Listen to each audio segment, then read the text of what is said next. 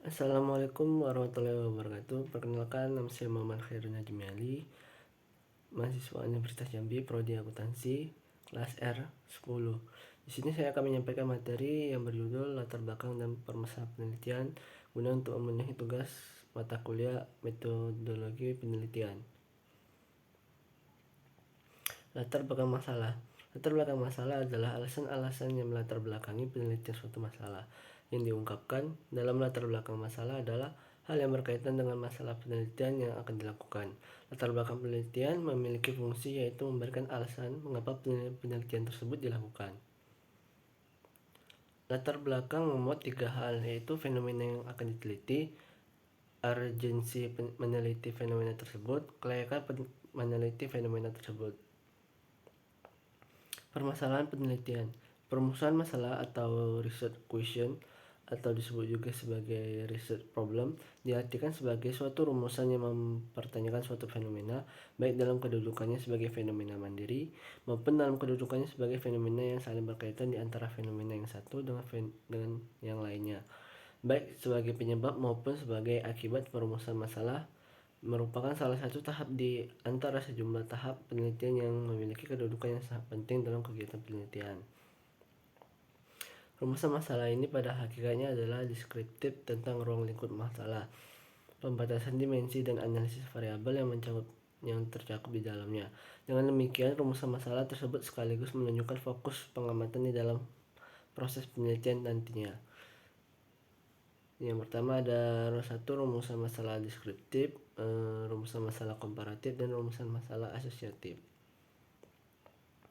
Beberapa hal yang harus diperhatikan dalam perumusan masalah yaitu dirumuskan secara jelas menggunakan kalimat tanya dengan mengajukan alternatif tindakan yang akan dilakukan, dapat diuji secara empiris, mengandung deskripsi tentang kenyataan yang ada dan keadaan yang diinginkan, disusun dalam bahasa yang jelas dan singkat, jelas cakupannya, memungkinkan untuk dijawab dengan mempergunakan metode atau teknik tertentu.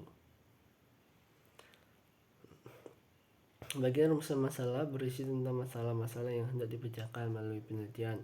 Tentunya masalah-masalah yang dihasilkan itu tidak lepas dari latar belakang masalah yang dikemukakan pada bagian pendahuluan. Perumusan masalah memiliki fungsi sebagai berikut, yaitu sebagai pendorong suatu kegiatan penelitian menjadi diadakan, atau dengan kata lain berfungsi sebagai penyebab kegiatan penelitian itu menjadi ada dan dapat dilakukan. Yang kedua itu sebagai pedoman penentu arah atau fokus dari suatu penelitian. Perumusan masalah ini tidak berharga mati, akan tetapi dapat berkembang dan berubah setelah peneliti sampai di lapangan. Sebagai penentu jenis data macam apa yang perlu dan harus dikumpulkan oleh peneliti, cara jenis data apa yang tidak perlu dan harus disisihkan oleh peneliti, keputusan memilih data mana yang perlu dan data mana yang tidak perlu dapat dilakukan peneliti. Karena melalui perumusan masalah, peneliti jadi tahu mengenai data yang bagaimana yang relevan dan data yang bagaimana yang tidak relevan bagi kegiatan penelitian. Dengan adanya perumusan masalah peneliti, maka peneliti menjadi dapat dipermudah dalam menentukan siapa yang akan menjadi populasi dan sampel. Ada juga ciri-ciri dalam perumusan masalah sebagai berikut. Bentuk kalimat pertanyaan singkat, padat, dan jelas. Rumusan masalah harus memiliki nilai peneliti, memiliki tujuan yang jelas sesuai kemampuan peneliti, harus memiliki unsur 5H dan 5W plus 1H. Identifikasi masalah. Identifikasi masalah adalah upaya peneliti untuk mengeksplorasi berbagai kemungkinan pertanyaan yang dapat diajukan dan relevan berkaitan dengan variabel penelitian yang dipilih. Jumlah butir pertanyaan tidak dibatasi sepanjang memiliki relevansi dengan variabel peneliti tersebut. Terima kasih, sekian penyampaian materi dari saya. Apabila ada salah kata mohon dimaafkan. Terima kasih atas perhatiannya. Assalamualaikum warahmatullahi wabarakatuh.